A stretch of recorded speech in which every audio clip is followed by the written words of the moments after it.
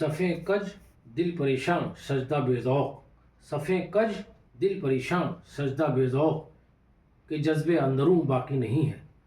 علامہ اقبال ہماری روح کو جھنجھوڑتے ہیں کہ ہماری صفوں میں کجی آ گئی اور ہمارا دل پریشان رہنے لگا اور سجدے بھی بے ذوق ہوئے۔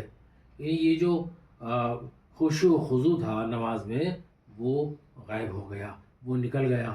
ہمارے اندر کا جو جذبے اندرونی جو جذبہ تھا نماز پڑھتے وقت، ہم جس شوق کے ساتھ، جس ذوق کے ساتھ نماز پڑھتے تھے، بارگاہ الہی میں سجدہ کرتے ریز ہوتے تھے، وہ چیز ختم ہو گئی۔